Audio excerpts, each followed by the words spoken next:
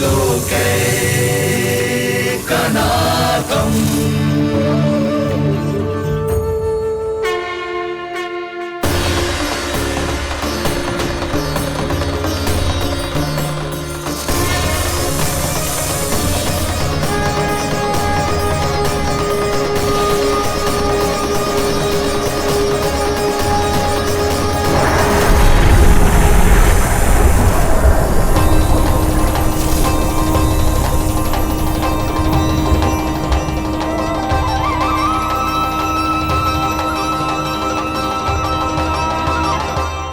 तुझे क्या लगता है बालक कि तू मेरी जगत से निकल गया तो अब बच जाएगा तू?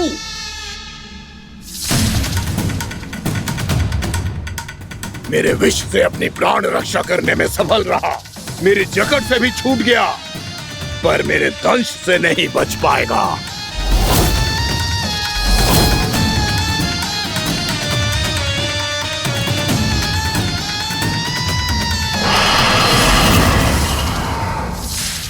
अब भय से भाग रहा है, पर मैं तुझे मृत्यु देकर रहूंगा।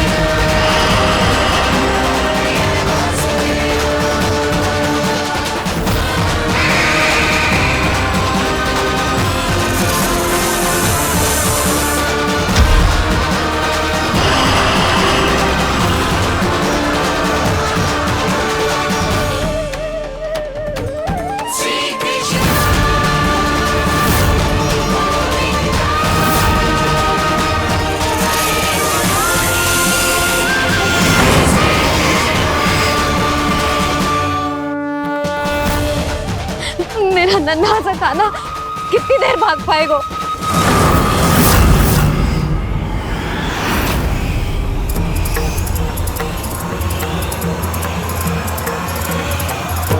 और कितनी प्रतीक्षा करोगे मेरी भक्त कालिया? भक्त नहीं, काल हूँ मैं तेरा। जब अहंकार का मुखौट बुद्धि को ढक लेता है तो भक्त अपने भगवान को भी नहीं पहचान पाता। व्यर्थ की पहेली में मत उलझा बालक, ना मैं भक्त हूँ और ना तू भगवान।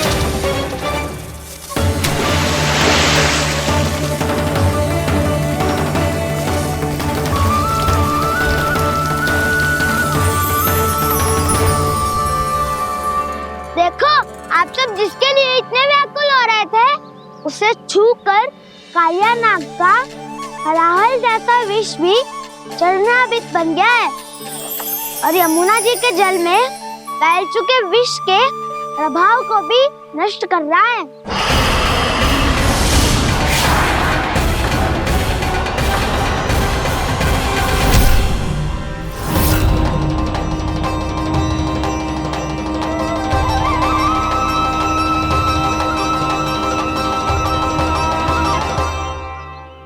धर्म रक्षक अधर्म विनाशक प्रभु श्री कृष्ण का कौशल सचमुच अद्वितीय है। नारायण नारायण।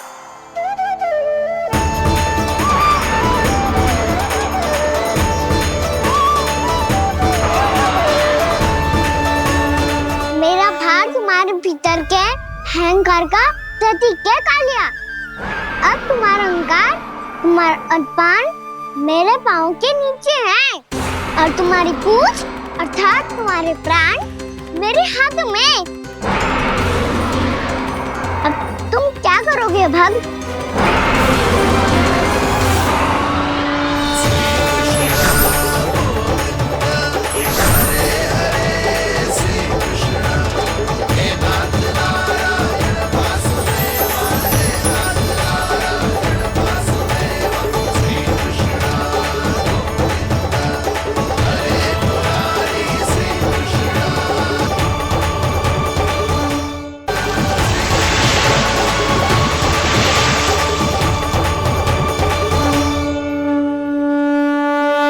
प्रभु, भले ये आपको पहचानने में असमर्थ हो, पर हम सब ने आपको पहचान लिया है।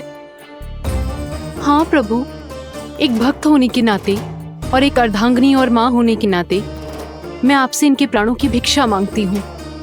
अपनी कृपा दिखाइए और इन्हें क्षमा कर दीजिए। आपके लिए मित्र और शत्रु में कोई अंतर नहीं प्रभु। उसी तरह आपकी कृपा और दंड में भी कोई अंतर नहीं। दोनों दया ही तो हैं, अकारण ही किसी को प्राप्त नहीं होती। हमें विश्वास है कि हमारे पति को मिला ये दंड कोई अभिशाप नहीं है, आपका वरदान है।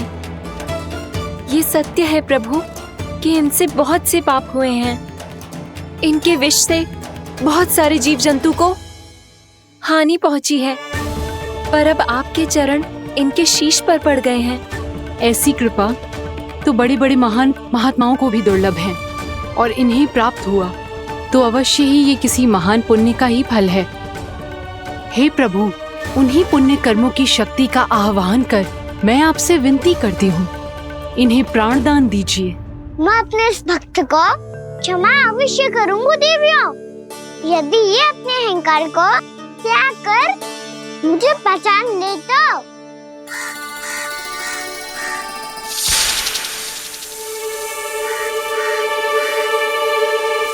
मैं तुम्हें श्राप देता हूँ, जितनी विषैली तुम्हारी जिह्वा है उतने ही विषैले सर्प बन जाओ तुम।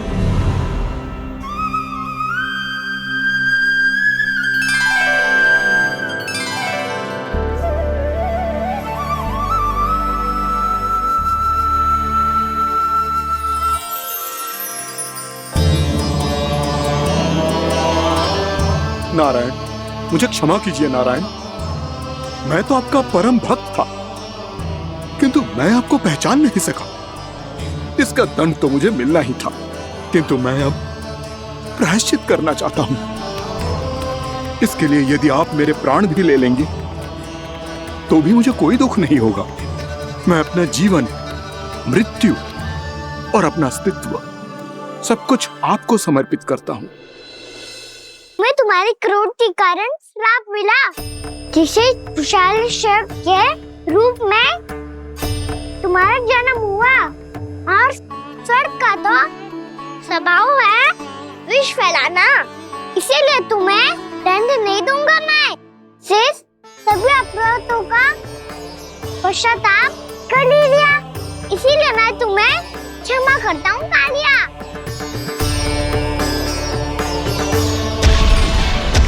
पर तुम्हें यहाँ से दूर समुद्र के बीच जाकर रहना होगा, जहाँ किसी निर्दोष का जीवन तुम्हारे विष से प्रभावित ना हो।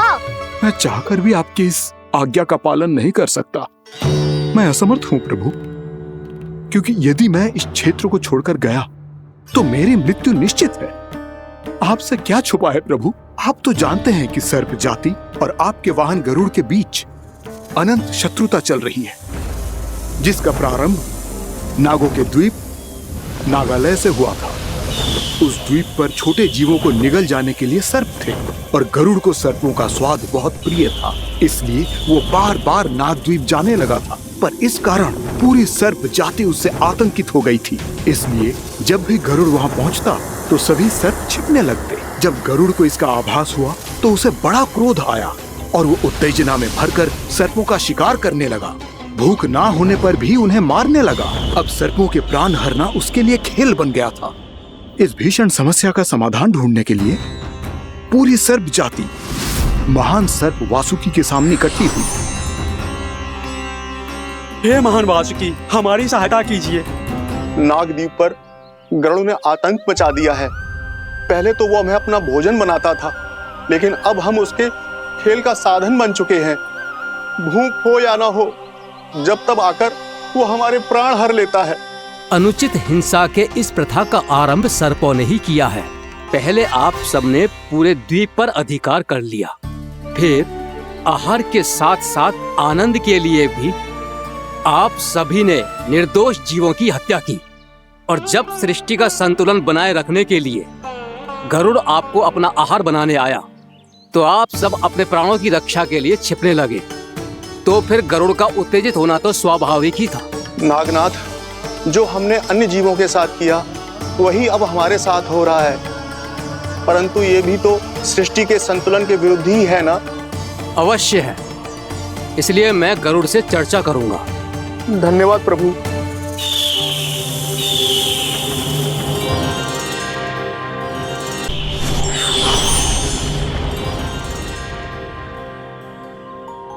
श्री नारायण के वाहन पक्षीराज गरुड़, मैं संपूर्ण सर्प जाति की ओर से आपसे एक निवेदन करने आया हूँ। कहिए, क्या कहना चाहते हैं आप? हे पक्षीराज, यदि आप हम पर ऐसे ही आक्रमण करते रहे तो शीघ्र ही हमारी प्रजाति समाप्त हो जाएगी। इसीलिए हमारी आपसे विनती है, यदि आप उचित समझें तो सर्पों के किसी एक घर से हम आपको एक सर्प प्रतिदिन अर्पित करेंगे। आप उसको आहार बनाइए और अन्य सर्पों को जीवित रहने का अधिकार दीजिए। मुझे स्वीकार है। तब से प्रतिदिन किसी एक घर से एक सर्प गरुड़ के भोजन के लिए भेजा जाने लगा। समय के साथ मेरे घर की भी बारी आई, परंतु मैंने एक बहुत बड़ी भूल कर दी। समय आ गया है स्वामी, आज गरुड़ के आहार के लिए इसे चुना गया है। कौन है यह गरुड़ और क्यों दूं मैं इसे कोई भेंट?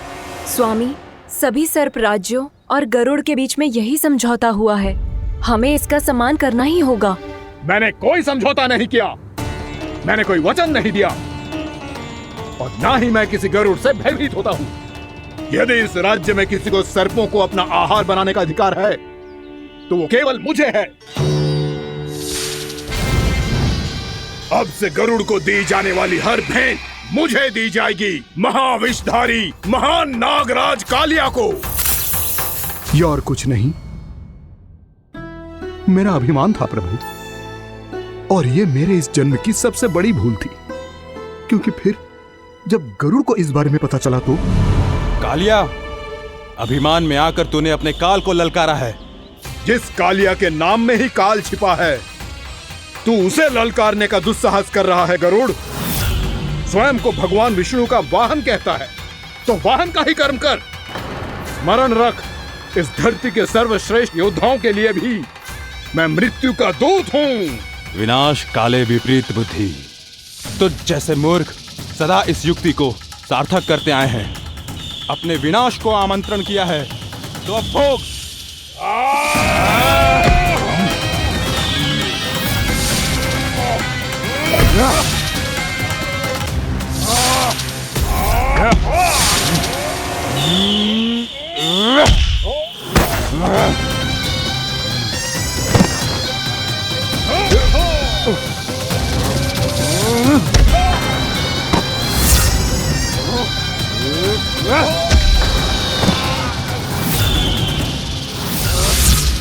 जिसने मेरा भोजन चुराने की धृष्टता की है वो इसी योग्य है।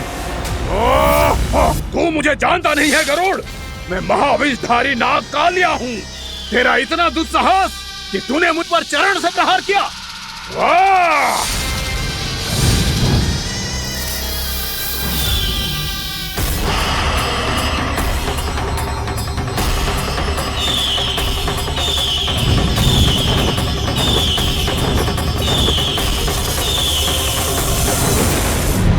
मैं अपने अभिमान में भूल गया था कि गरुड़ मुझसे कहीं अधिक शक्तिशाली है। इसलिए अपने प्राणों की रक्षा करने के लिए मैं एक स्थान से दूसरे स्थान भागने लगा। नदियां, पर्वत, यहां तक कि मैंने सागर भी लांघ डाला, पर मैं जहां भी जाता गरुड़ के रूप में मेरा काल वहीं आ जाता। इसीलिए मृत्यु की आशंका से भयभीत होकर मैं अपने बड़े भाई मां कद्रू के प्रथम पुत्र अनंत शेषनाग से राय लेने चला गया। भैया, मैं यहां आपसे आपकी सहायता लेने आया हूं।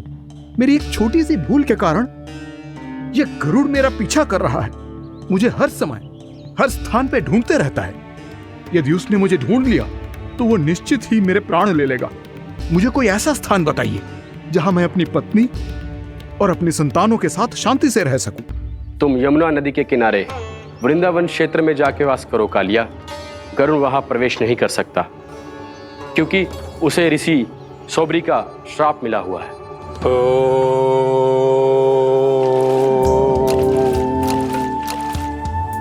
ध्यान और तपस्या का नित्य कर्म करते हुए ऋषि के मन में मछलियों के प्रति प्रेम भाव इतना बढ़ गया कि वो भूल गए सभी जीव खाद्य श्रृंखला का भाग होते हैं और मछलियां भी इस नियम की अपवाद नहीं है। उन्हें मछलियों की अटखेली इतनी अच्छी लगने लगी कि वो इस क्षेत्र के मछुआरों को भी मछली पकड़ने की अनुमति नहीं देते थे।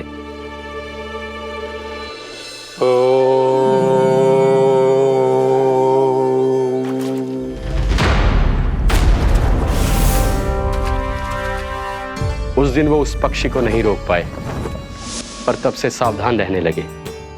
यहां तक कि अपने साधना से भी अधिक ध्यान वो पक्षियों पर केंद्रित करने लगे। ठहरो! इसी क्षण अपनी चोंच में पकड़ी इस मछली को छोड़ दो। तुम्हें इन मछलियों का आहार नहीं करना चाहिए पक्षीराज। ये तो खाद्य श्रृंखला का नियम है ऋषिवर। यदि मैं इनका आहार नहीं करूंगा तो कोई और पक्षी कर लेगा।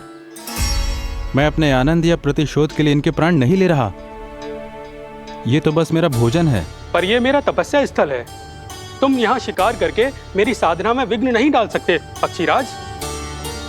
यदि आपकी यही इच्छा है तो मैं आज के बाद यहाँ नहीं आऊंगा।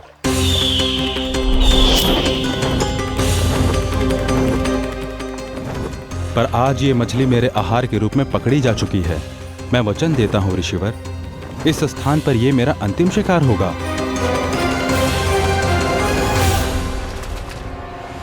आज के बाद यदि तुमने वृंदावन की निकट उड़ान भी भरी तो तुम सैकड़ों टुकड़ों में फटकर मारे जाओगे पक्षीराज। ये मेरा श्राप है।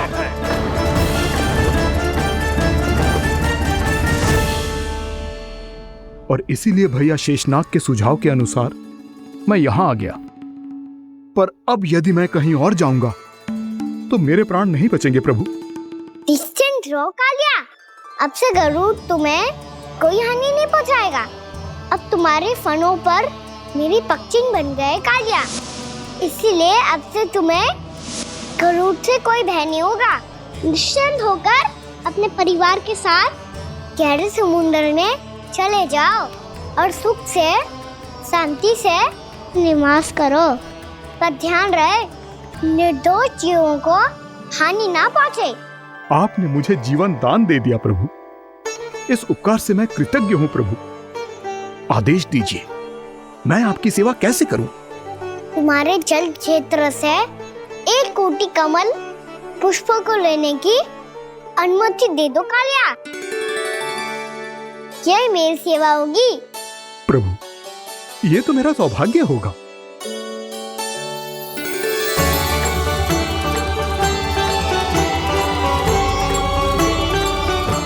1 कोटि के स्थान पर हम 3 कोटि कमल पुष्प ले आए प्रभु।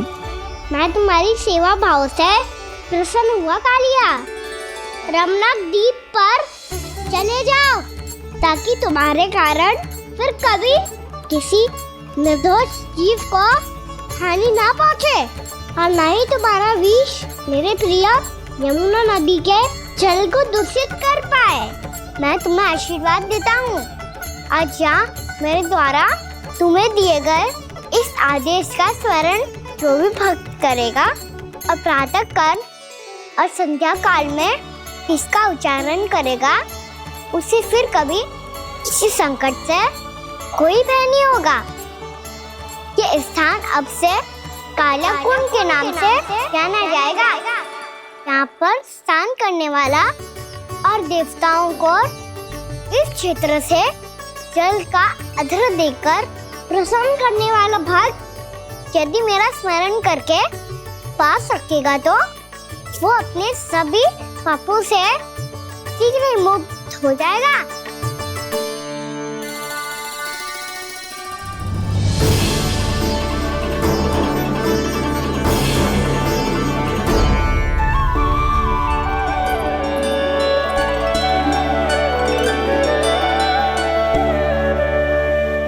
कौन है जी भगवान जिसने अभी अभी कालिया जैसे विशाल विस्तर का सामना किया?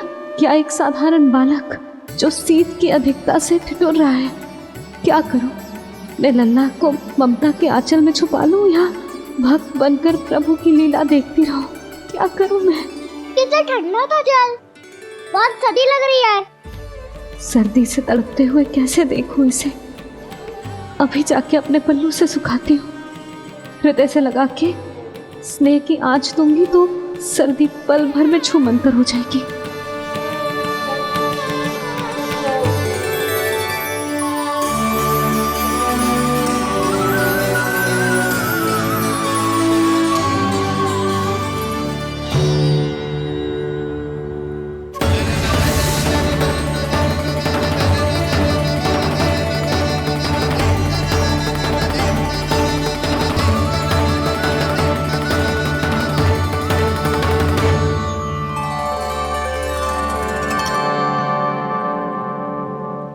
मेरी आवश्यकता ना है इसे। ये तो सच्ची में भगवान ही है जिसकी ठंड दूर करने के लिए स्वयं द्वादश आदित्य प्रकट हो गए हैं।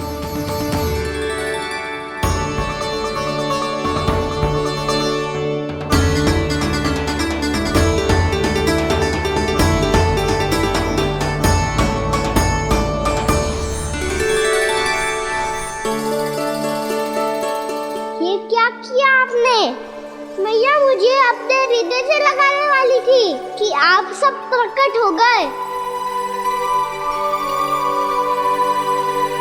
क्षमा कीजिए प्रभु, पर आपको भीगा हुआ देखकर, ठंड से ठिठुरता हुआ देखकर हमसे रहा नहीं गया। हम अपने वश में नहीं थे प्रभु। भक्ति से भावुक होकर हम प्रकट होने पर विवश हो गए थे।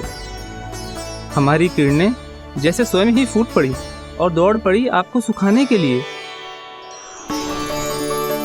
मैं आपका प्रेम, आपकी भक्ति समझता हूं आदित्यगण, और इसीलिए इस समय मैं जहां खड़ा हूं, इस स्थान को द्वादश आदित्य टीला के नाम से जाना जाएगा। द्वादश आदित्य टीला के नाम से जाना जाएगा। हम धन्य हो गए प्रभु।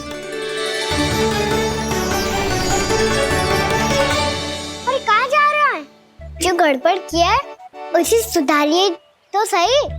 प्रभु आज्ञा दीजिए। अपना दाब इतना अधिक बढ़ा दीजिए कि मुझे स्वेद आने लगे, ताकि मैया मुझे स्वेद में गीला देख के और भूल जाए कि मैं ही भगवान हूँ और मैया मुझे अपनी गोद में उठा के ले जाए।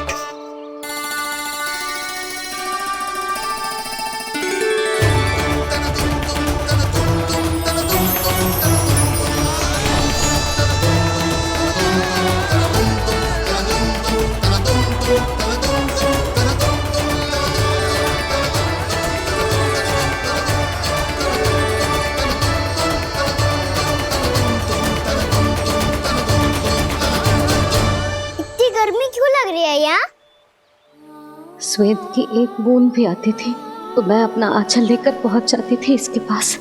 जानती ही नहीं थी कि चेतु स्वयं वायुदेव को आदेश दे सकते हैं कि वो बहने लगे और उसका सारा स्वेद सुखा दे। वायुदेव की आवश्यकता नहीं है मैया, मुझे आप ही चाहिए। लगता है जिस बात का भय था वही सत्य होने लगी है। भैया मेरे भगवान रूप को भूल नहीं पाएगी और अब मेरे लिए उनके सत्य छुपा कर रख पाना कठिन हो जाएगा। कृष्णा कृष्णा हरे कृष्णा कृष्णा कृष्णा मुरली मनोहर कृष्णा गोपाला गोविंदा हे दामोदरा।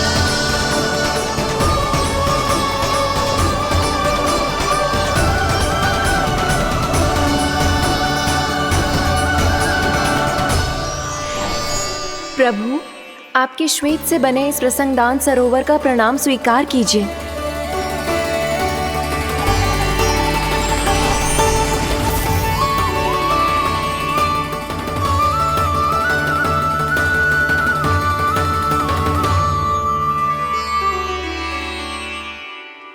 ओहो, इस चमत्कार को देखकर भैया को और भी अधिक विश्वास हो जाएगा कि मैं भगवानी हूँ। अब कैसे मनाऊं मैया को कि मैं इनका लाई हूँ। बाबा है ना, अब तो यही सहायता करेंगे। श्री कृष्णा गोविंदा हरे हरे श्री कृष्णा गोविंदा हरे हरे श्री कृष्णा हरे मुरारी श्री कृष्णा श्री कृष्णा श्री कृष्णा।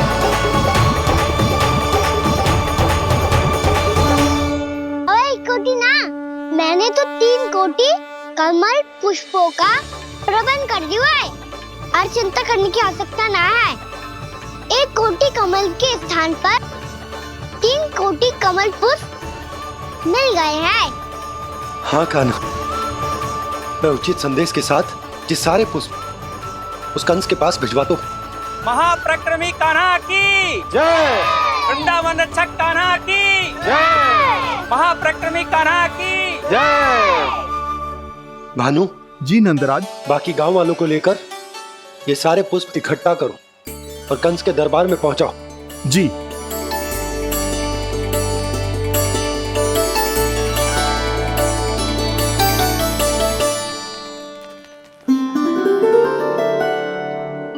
मैया, कौन हो तुम?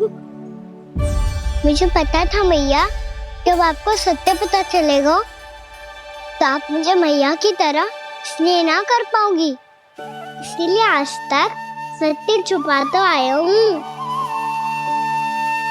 ताकि आपकी ममता, आपका प्रेम अनुभव करने का अवसर मिलता है मुझे। और फिर आज को बताया था ना, जो रहस्य तुमने बरसों तक छिपाया था उसका भेद खुलने में तुम्हारा ही योगदान है। मुझे कालिया के शीश पर अपने पद चिन्ह रखकर उसे मुक्त कराना था दाऊ, वचन दिया था मैंने उसे। इसके अतिरिक्त निर्दोष पशु पक्षियों के जीवन को कालिया के विष से ही बचाना था मुझे। इसमें कंस को तो सम्मिलित करना ही था ताकि जब मैं कालिया का सामना कर रहा हूँ तो वो किसी और असुर को समस्या बनाकर वृंदावन ना भेज दे। पर इस सबसे बड़ा एक कारण और था दाऊ, मैं चाहता था कि मैया को सत्य पता चल जाए। पर क्यों कहा ना? क्योंकि मुझे लगने लगा था कि मैया से ये रहस्य छुपाकर इनके साथ धोखा कर रहा हूँ। अपराध बोध से दबा जा रहा था मैं।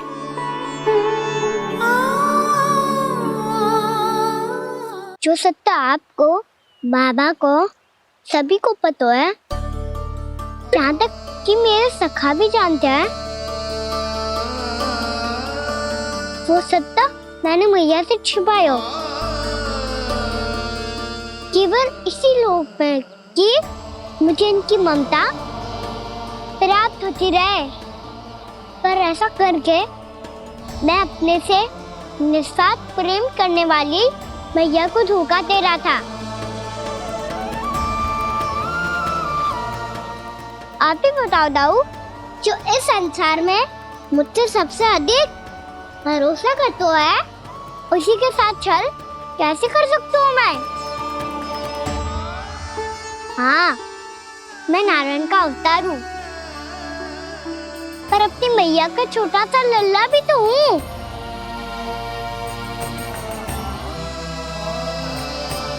इसीलिए तो यमुना जी में छलांग लगाने का एक कारण इस गेंद को लेने जाना भी था। ने स्नेह से बनाई थी मैया ने गेंद, इसे अपने से दूर कैसे होने देता मैं? आपको आभास भी ना है मैया कि आप मेरे लिए कितने महत्वपूर्ण हो। ये सत्य है कि सभी देवता, प्रकृति, भक्त, ये सब है मेरा ध्यान रखने के लिए, मेरी सेवा करने के लिए। पर क्या इनमें से कोई भी मेरी मैया का स्थान ले सकता है? और आप भी तो यही चाहती थी कि मैं आपका लल्ला बन के आऊं, कि मैं आपका लल्ला बन के आऊं, कि मैं आपका लल्ला बन के आऊं। आज जैसे आपने मुझे अपनी गोद में लिटा रखा है, क्या कुछ ऐसा नहीं हो सकता कि शीघ्र ही मुझे आपको अपनी गोद में खिलाने का अवसर मिल जाए? मैया, नारायण का अवतार होना क्या इतनी बड़ी समस्या है कि आप हृदय से भी राह लगा सकते? मैया,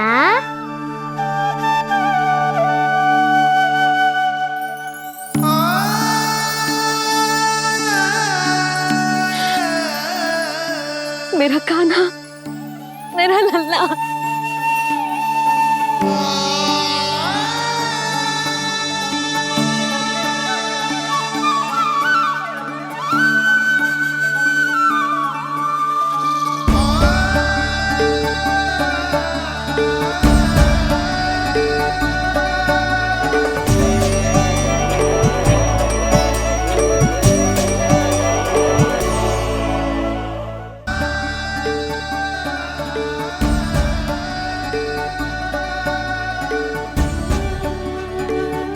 ये सत्य है कि ये जानने के बाद कि तू श्री नारायण का अवतार है,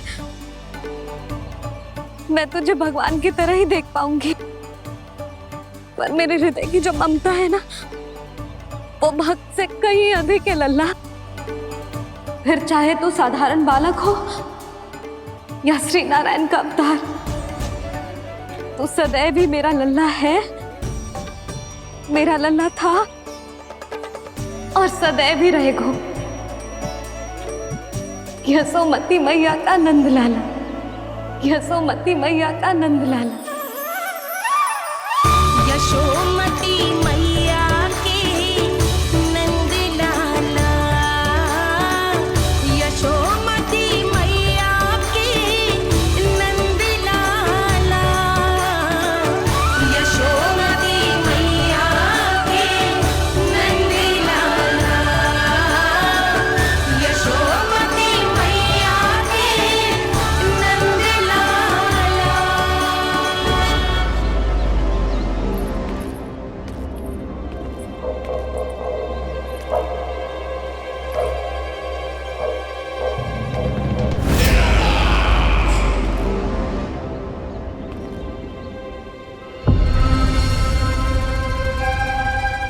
क्या है ये साला? वृंदावन से पत्र आया है महाराज। विनती की गई है कि इसे आपके सामने पढ़ा जाए। पढ़ो। शीघ्र करो। महाराज कंस, पूजा के लिए आपको 1 कोटि कमल पुष्पों की आवश्यकता थी। वृंदावन वासियों की ओर से मैं आपको 3 कोटि पुष्पों की भेंट भेज रहे हूँ। कृपया अतिरिक्त पुष्पों को अपनी गोप प्रजा की विनम्र श्रद्धांजलि समझकर स्वीकार करो महाराज। आपको ये जानकर प्रसन्नता होगी कि जैसे ही मेरा पुत्र कृष्ण कालिया नाग के सामने पहुंचो, वो महाभयंकर नाग भी आपके भय से कांप उठा और स्वयं ही जे सभी पुष्प हमारे द्वार पे पहुंचा गो। यदि आपको अब भी आवश्यकता हो तो और भी पुष्पों का प्रबंध किया जा सकता है। आपका विनीत गोपराज नंद। हमारा संघर्ष अभी समाप्त नहीं हुआ है विष्णु अवतार। यशोमती मैया का नंदलाला। पत्र में लिखा है महाराज, उसे इसी नाम से बुलाया जाना प्रिय है।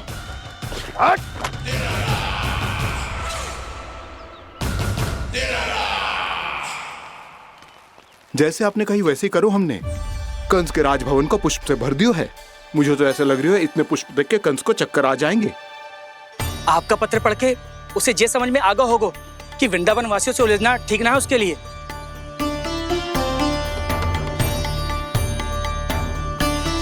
वैसे ही हमारे श्री कृष्ण हमारी रक्षा करने के लिए है ना।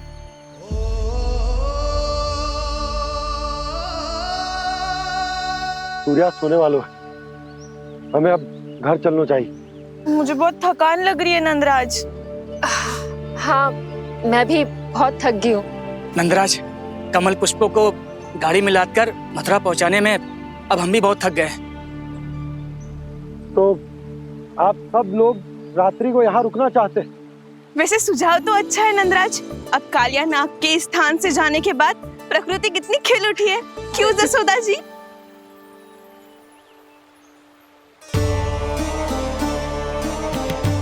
सब सामान्य है, ये जान के भी कि कान्हा भगवान नारायण का अवतार है, किसी को कोई अंतर ही ना पड़ रहा है। तो फिर मेरा मन क्यों अटको है अभी तक?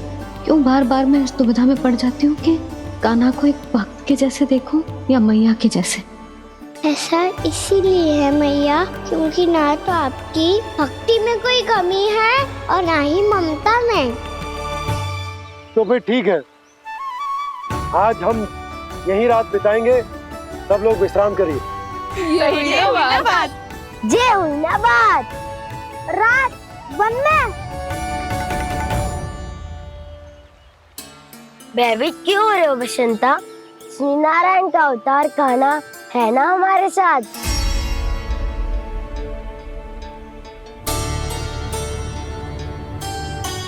लगता है कोई मैया को भूलने ही नहीं देगा कि मैं नारायण का अवतार हूँ।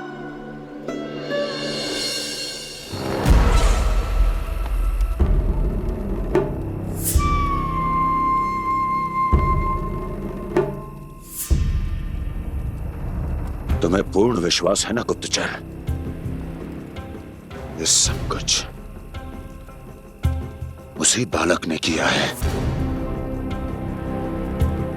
उसी ने कालिया को पराजित करके यहां से दूर भेज दिया है। मैंने अपनी आंखों से देखा है महाराज। और वृंदावन के सभी वासी इस समय वन में विश्राम कर रहे हैं, ये सूचना पक्की है। वो सब पूरी रात वन में ही बिताएंगे महाराज।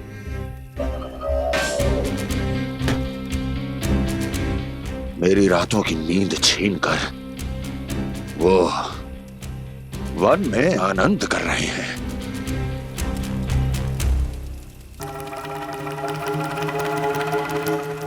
किंतु मैं उनके इसी आनंद को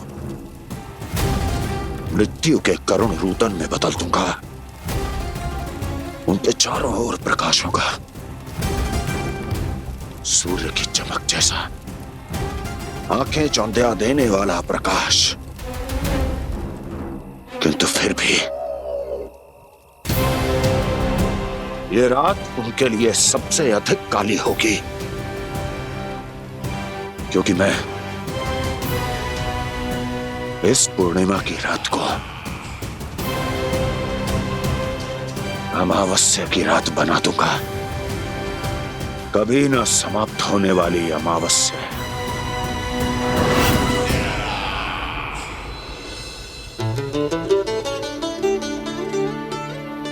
भाभी देखो, वन देवी प्रसाद के लिए जे केले लाई हूँ मैं।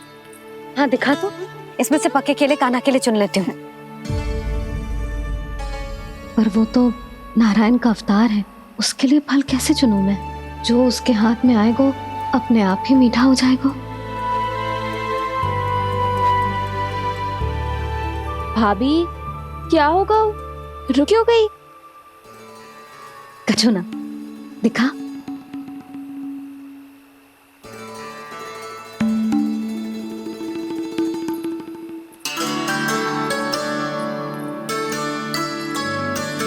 कान्हा, तुझे भूख लगी आई होगी ना?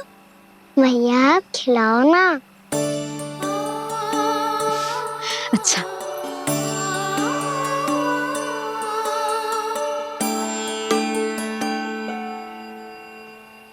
ले।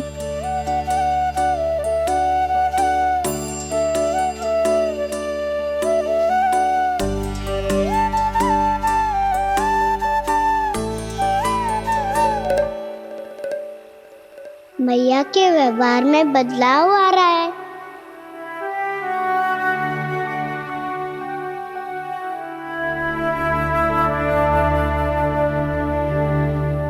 कान्हा, बंसी काका हम सबको वन में आग जलाना सिखा रहे हैं ताकि भयानक पशु को दूर करा जा सके। भैया मैं जाऊं? भैया अग्नि जलाने जाऊं? हाँ जा। भैया तो चुपचाप जाने दे रही है, पहले जैसे चिंता भी नहीं कर रही है अब। लल्ला सुन, अग्नि के साथ खेलियो मती और सुरक्षित दूरी बना के रखियो, समझ आई?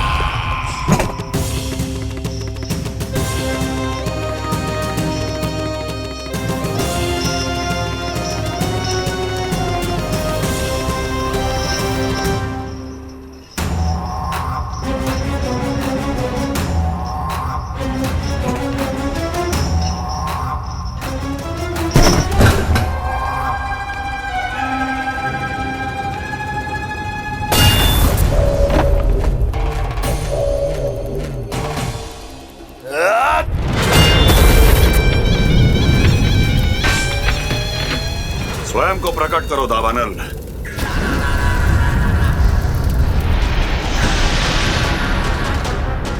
प्रणाम महाराज। महाराज कंस, इस कारागार से मुक्त करवाने के लिए आपका बहुत बहुत धन्यवाद। बताइए, इस उपकार का ऋण कैसे चुकाऊं? बस वही करो दावानल जो तुम्हें सबसे अधिक प्रिय है। अपने नाम को स्वयं सार्थक करो। जला दो, पूरे वृंदावन को जला दो। कीट, पशु, पक्षी, वनस्पतियां, वृक्ष, यहां तक के मानव भी, कोई भी जीवित प्राणी जीवित नहीं बचना चाहिए। जला दो सबको, सबको। आपकी आज्ञा ही मेरी इच्छा है और आपकी इच्छा ही मेरी आज्ञा। तुम सबने देखो अजय, अधिक कठिन ना है ये। 2 पत्थर हाथ में पकड़ ले, ऐसे रगड़ लो है, चिंगारी निकलेगी, घास फूस अग्नि पकड़ेगी और भक्क से जल जाएगा। लो करो, लो सुबल।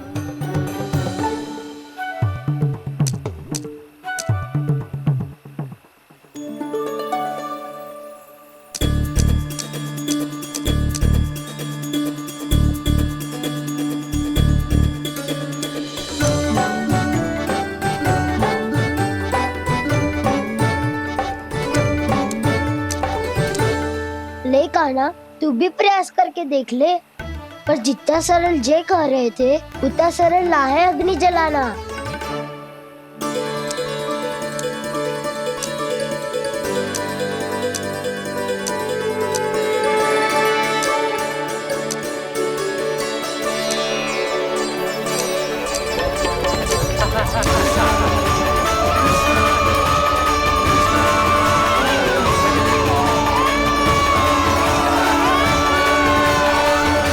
ये तो श्री नारायण का अवतार है। संसार की सारी अग्नि इसके नियंत्रण में है, तो फिर एक चिंगारी उत्पन्न करना कौन सी बड़ी बात है।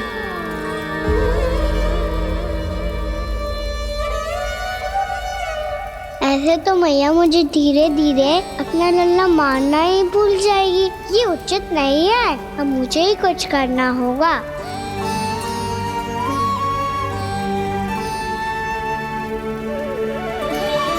कान्हा, ऐसे मत करो, लग जाएगी।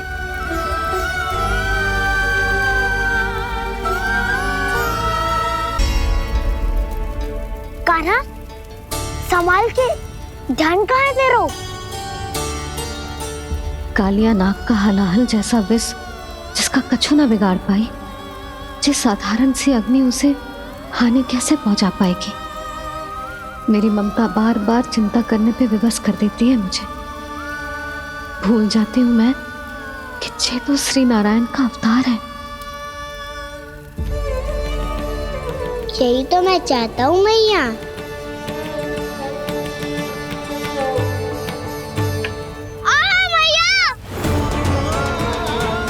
कान्हा, कान्हा, देखा देखा, कहाँ लगी? हाँ, बोला था ना अग्नि से दूर रहने। दिखा, जले का चिन्ह ना है।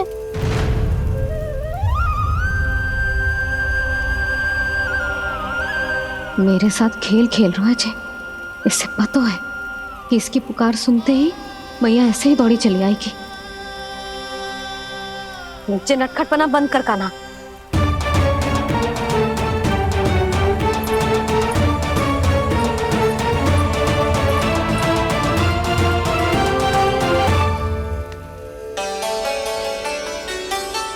यशोदा, आ जाओ, कान्हा को भी बुला लो।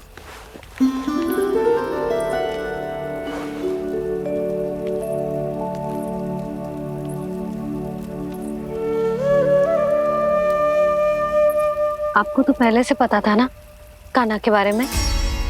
हाँ, वो यशोदा, कान्हा ने मुझसे वचन लिया। ना ना, मैं आपको ताना ना दे रही।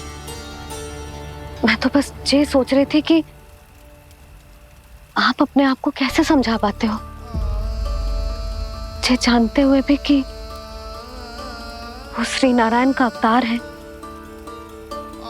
आप उसके साथ सामान्य व्यवहार कैसे कर पाते हो? क्योंकि मैं भी अपने लल्ला के साथ सामान्य व्यवहार ही करना चाहती हूँ। उसे वैसे ही देखना चाहती हूँ, उसके साथ लाड करना चाहती हूँ, उसे डांटना चाहती हूँ, फटकारना चाहती हूँ। तो मुझे बार बार उसमें मेरे प्रभु दिखने लगते हैं। मेरे साथ भी ऐसा ही होता है यशोदा। पर जब मैं ये स्वीकार कर लेता हूँ कि जो हमारा लल्ला है, तो मैं भूल जाता हूँ कि जय श्री नारायण का अवतार भी। उसके बाद सांसारिक माया मुझे अपने अंदर जकड़ लेती है। यशोदा, तुम्हारे साथ भी कछु ऐसा ही होगा। संसार की मोह माया तुम्हें खुद में जकड़ लेगी और तुम जब भूल जाओगी कि वो भगवान का अवतार। और सच्ची कहूं तो भैया की ममता के आगे कोई भी माया ना टिक सकती। सबसे बड़ी होती है एक मैया की ममता। पर भक्ति का भाव भी कम प्रबल ना हो तो है जी। मेरे हृदय में ममता और भक्ति के बीच युद्ध चल रहा है। मुझे ना पता कौन सा भाव जीतेगा और कौन सहारेगा? इसका अर्थ है कि मुझे कुछ भी ऐसा करने से स्वयं को रोकना होगा जिससे मैया के मन में भक्ति का भाव प्रबल होकर हिंसा से जीत जाए। तो फिर ध्यान रखना कान्हा, अब सबके सामने कोई लीला मत कर देना तुम।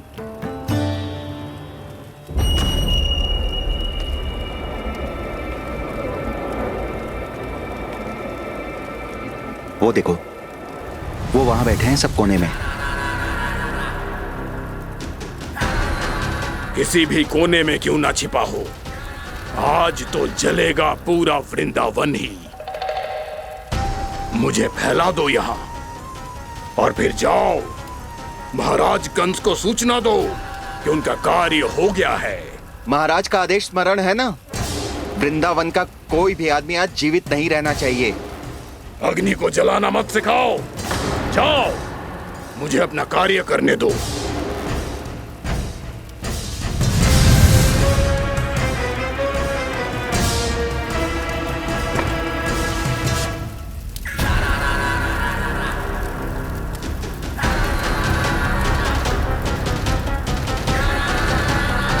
नारायण नारायण हरे हरे, श्रीमन्नारायण नारायण हरे हरे, भजमन नारायण नारायण हरे हरे।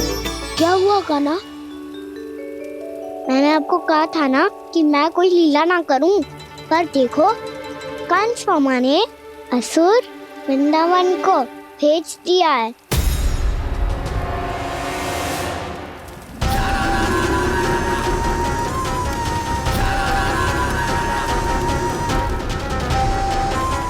दावानल अर्थात बन की अग्नि। अब क्या करोगे तुम? वही जो मेरे ताऊ क्या सबके सामने ही ऐसा कछु ना करूंगा जो लीला लगे, पर सबकी दृष्टि से छुपकर तो कछु करना होगा दाऊ। इससे पहले कि ये दावानल पूरे वृंदावन को लील जाए। पर कान्हा करने क्या वालों है?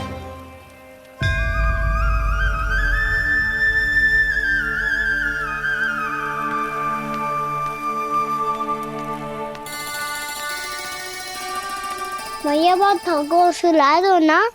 आजा।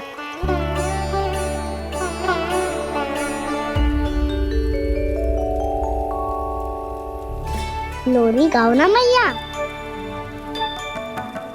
सब जन आंखें बंद कर लो, मैया लोरी सुना रही है।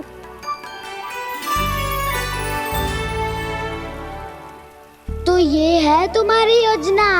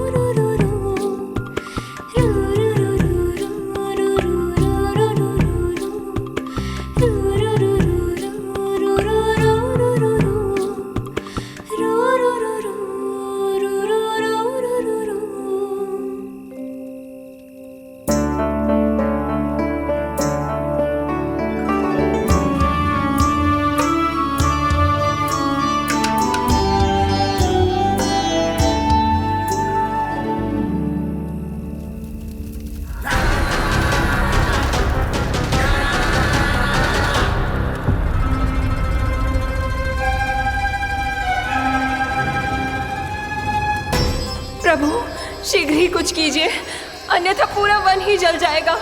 मेरी सहायता कीजिए प्रभु।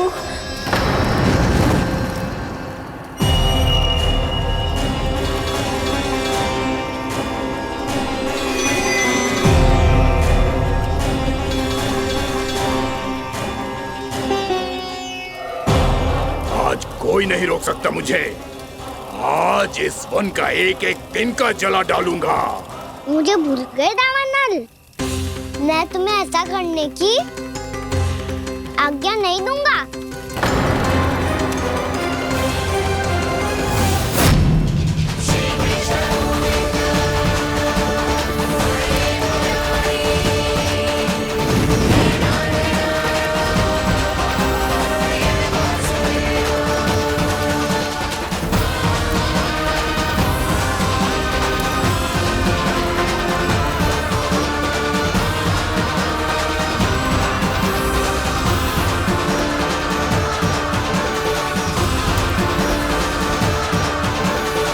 मैया की नींद में व्यवधान पहुंच रहा है। मुझे शीघ्रता करनी होगी।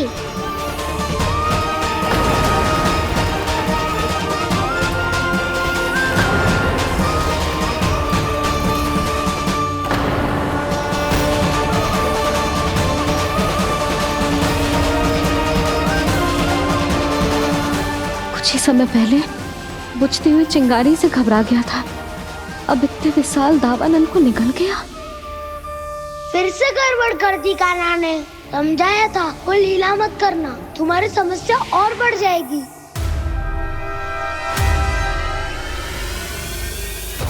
अब क्या करूं दाऊ?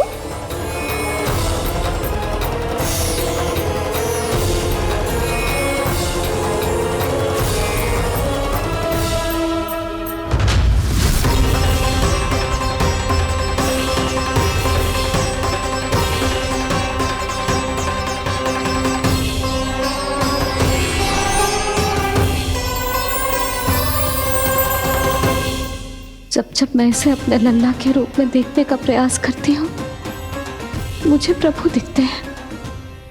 कैसे कैसे समझाऊं अपने आप को?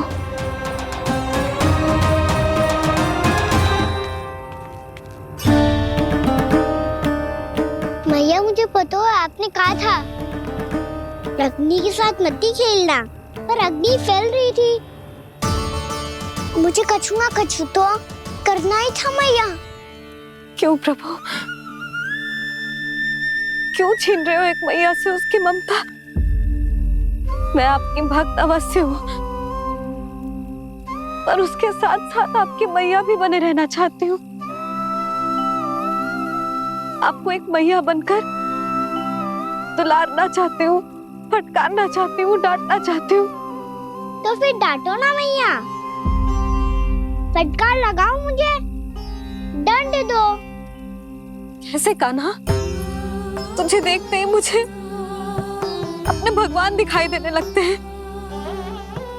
मेरे मन में तेरे प्रति भक्ति के भाव जाग रहे हैं। मैया ऐसा मत ही करो ना।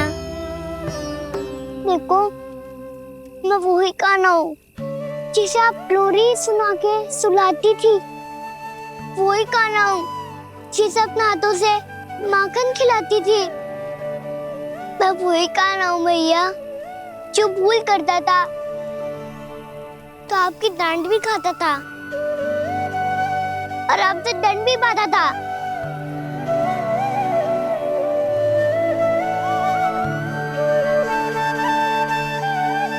मैया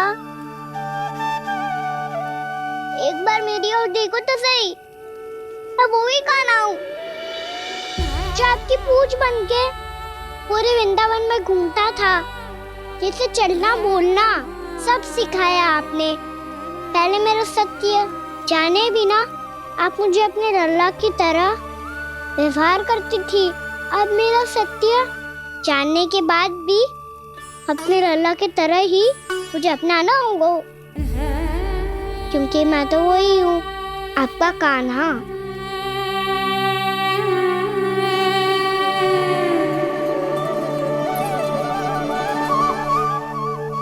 इतना प्यार करते हो तुम मुझसे? जब मैं तेरे भीतर भगवान का रूप देखती हूँ तो मैं भयभीत हो जाती हूँ कान्हा, ये सोच के कि तू मुझे छोड़ के तो ना चला जाएगा। कहीं गया भी तो सदैव आपके हृदय में ही रहूंगा। वही तो है मेरा असली निवास।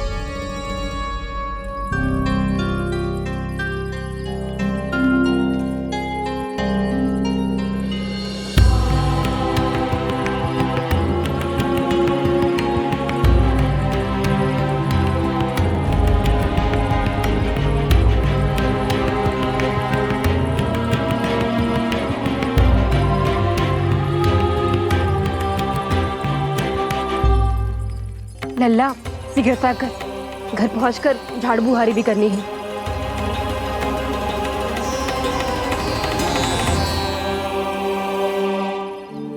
का होगा? ये सब ठहर क्यों गए?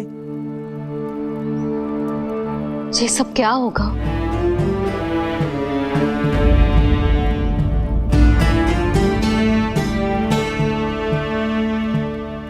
कल ही तो हम इस क्षेत्र की सुंदरता की प्रशंसा कर रहे थे ना, और आज कछु बचो है तो बस चिंगारियां, भस्म का ढेर और विनाश का दृश्य।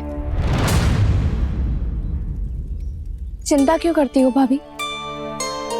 जिसने इस वन को, हम सबको जलने से बचाए हुए, वही से फिर से हरा भरा कर देगा।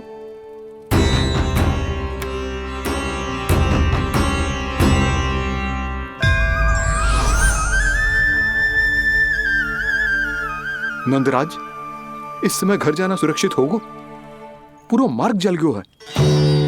इन सुलगती चिंगारियों का ताप किसी बालक या वृद्ध के पांव में लग गो तो?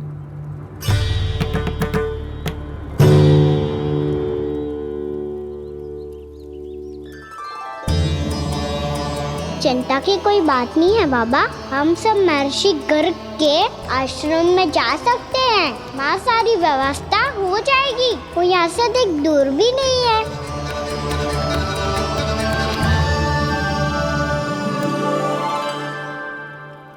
मुझे लगता है कि हम सबको ऋषि गर्ग के आश्रम जाना चाहिए। वहां चलकर कुछ समय उनकी सेवा करेंगे,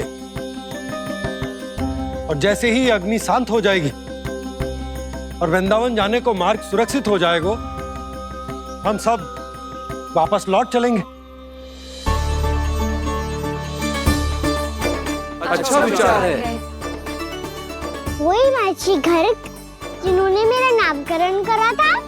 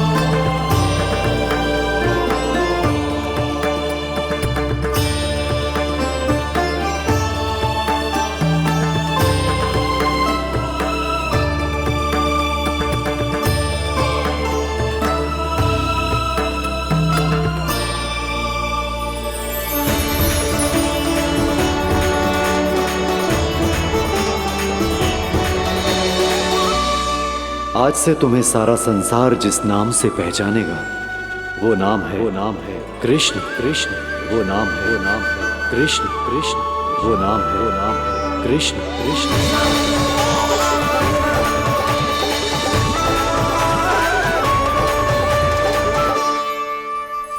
प्रणाम रिसीवर।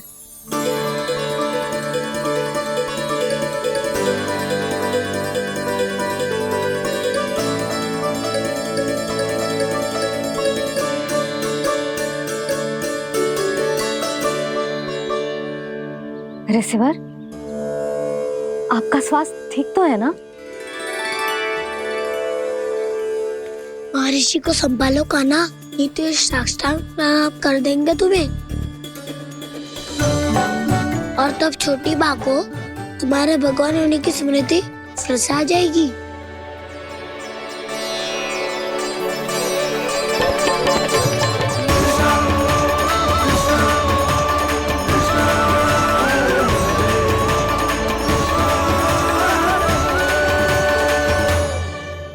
भक्तों को भगवान के दर्शन मिलते हैं, मुझे तो साक्षात भगवान ही मिल गए।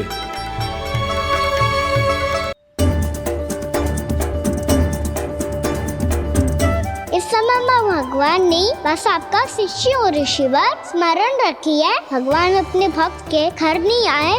आज एक पुत्र अपनी मैया के साथ एक महर्षि के आश्रम आया है।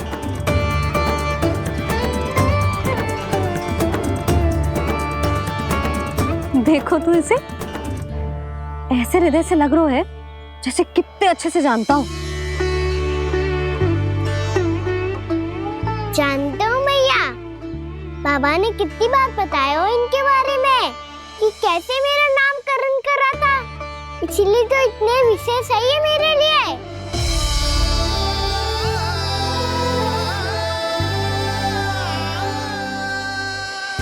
अच्छा ही है कि यशोदा जी भूल रही है कि इसका लल्ला स्वयं श्री नारायण का अवतार।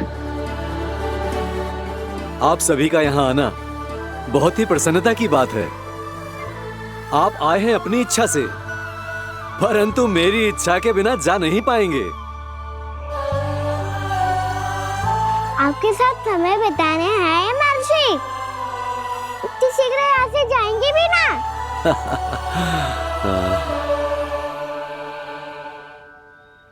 लगता है कान्हा के मस्तिष्क में कोई योजना है, कोई फिर से कोई लीला तो नहीं करने वाला ये।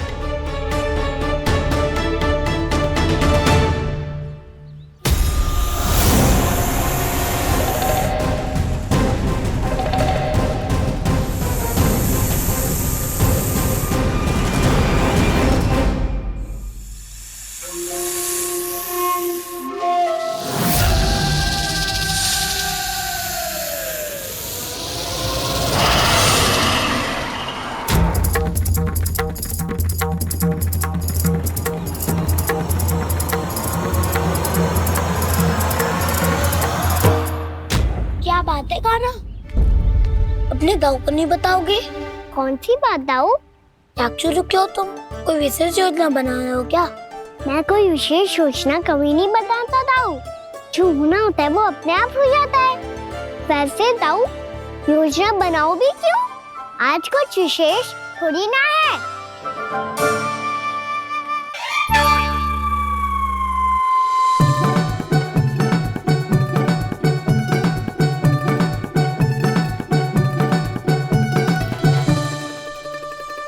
अच्छा, तो मेरा जन्मदिन इसके लिए विशेष अवसर नहीं है, या फिर इसे स्मरण ही नहीं है कि आज मेरा जन्मदिन है?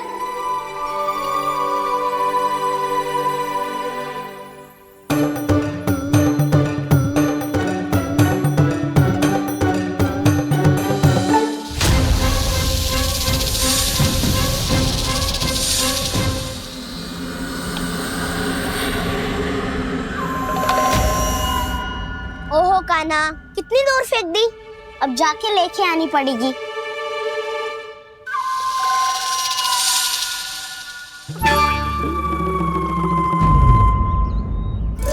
बलराम, वहाँ खड़े क्या हो? आओ जाओ गिल्ली लेके आते हैं।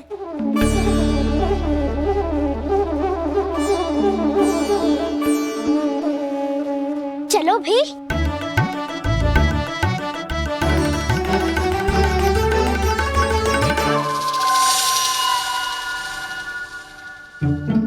अब मेरी बारी है। नहीं नहीं, अब मैं खेलूंगा। क्या हुआ दाऊ, क्या देख रही हो? ऐसा लगा कि जैसे कोई था यहाँ। वरना दाऊ कोई ना कोई तो जीव जंतु होगा ही। छोड़ो ना, अब आपकी बारी। मार गिल्ली बल लगा के। हाँ हाँ, बलराम को खेलने दो, अभी अभी आया ना।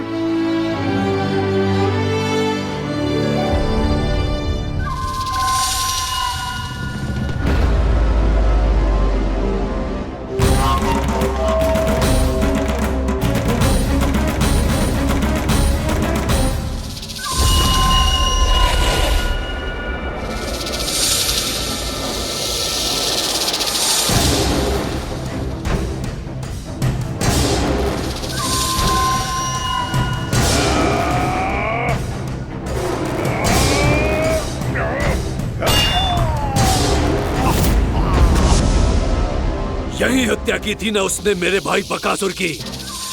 और वो सारे बालक बड़े चाव से देख रहे थे, प्रशंसा कर रहे थे उस मायावी की।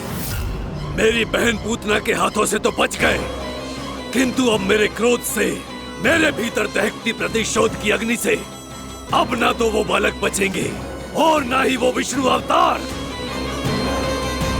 और भूलना मत, महाराज ने क्या कहा था।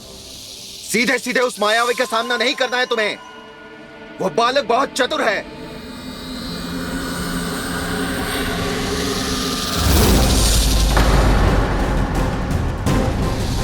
पर है तो एक बालक ही, और एक नन्हा सा बालक क्या हानि पहुंचाएगा मुझ जैसे महाविशाल महाशक्तिशाली अघासुर को।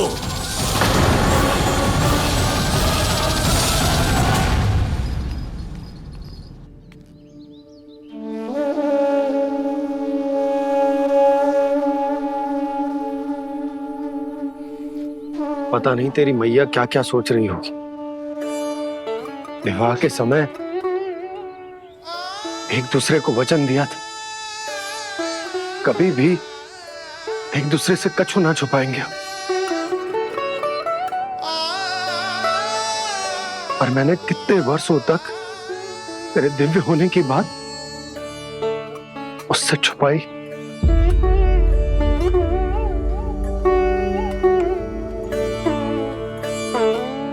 कान्हा, तुमने ही तो कही थी कि मैं तुम्हारा सत्य तुम्हारी मैया को ना बताऊं। फिर तुमने स्वयं ही उन्हें अपने सत्य के बारे में क्यों बताया?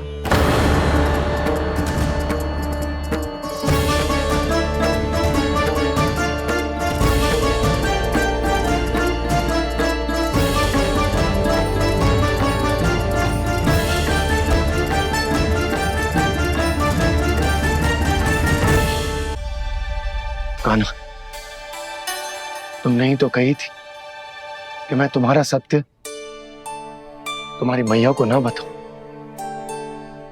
फिर तुमने स्वयं ही उन्हें अपने सत्य के बारे में क्यों बताया?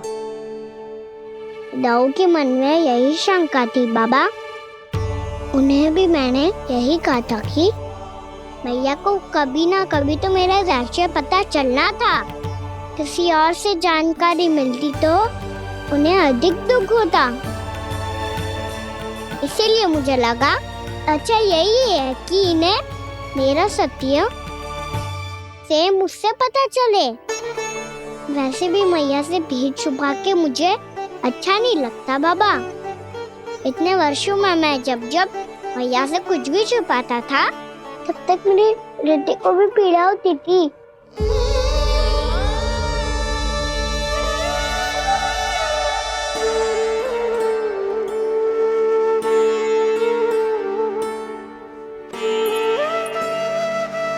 मैं समझ सकता हूँ कान्हा।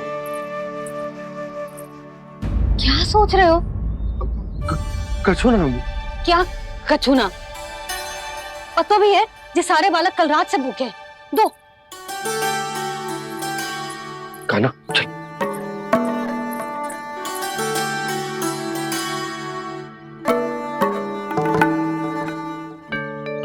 लगता है सब ठीक है। क्या ठीक है? कछु ठीक ना है, बहुत कठिन है, पर मैं प्रयास कर रही हूं कि स्वयं को समझा पाऊं कि मेरा लल्ला मेरे प्रभु श्रीहरि का अवतार है।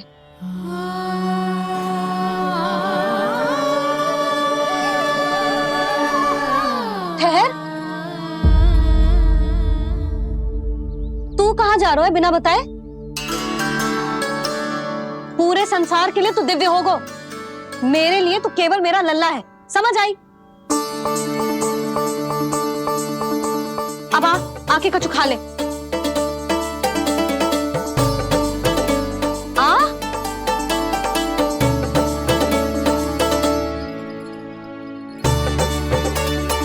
ले खा।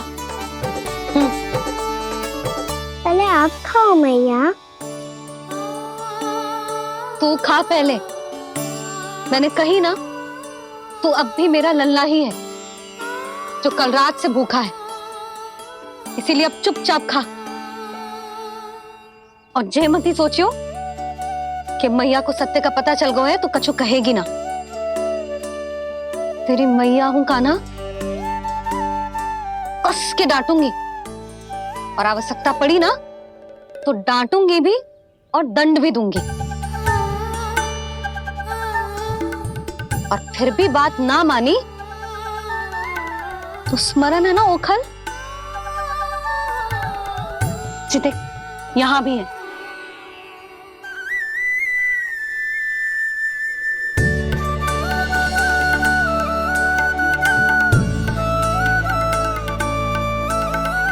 आपकी डांट फटकार और दंड में फूलों से भी अधिक मिठास है भैया।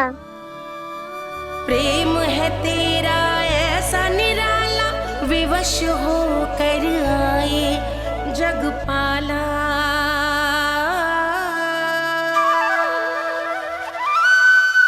मैया छोटी सी अनुमति चाहिए। फिर से वन जाना है? फिर से कोई लीला करनी है क्या? हाँ वो बस बस, अधिक बहाने बनाने की आवश्यकता ना है। ठीक है चला जा, पर वन के अधिक भीतर ना जाना, समझ आई?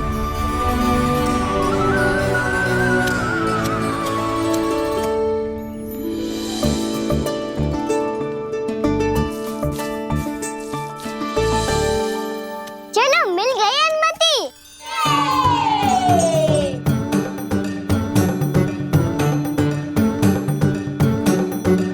राहु आप ना चलोगे हमारे साथ खेलने? नहीं, तुम जाओ, मुझे पौधा लगाना है। पर क्यों राहु? क्योंकि माँ ने कहा है आज मेरा कहा है कि पौधे लगाने से फल मिलते हैं। पर पौधा तो लगो, फल ना है। इतने शीघ्र फल नहीं आते खाना, कम से कम 1 वर्ष प्रतीक्षा करनी पड़ती है। तो 1 वर्ष के बाद इसी पौधे के नीचे बैठ के फल खाएंगे। आज के विशेष दिन को स्मरण रखना सिखाओ। सब स्मरण रखना, बस अपने दाऊ का जन्मदिन ही भूल जाना तुम। वैसे आज के दिन की एक और विशेष बात है। आज माँ को बनाने की आवश्यकता भी ना पड़ी, उसके बिना ही वन जाने की अनुमति मिल गई। जय हुई ना बात। अब चलो।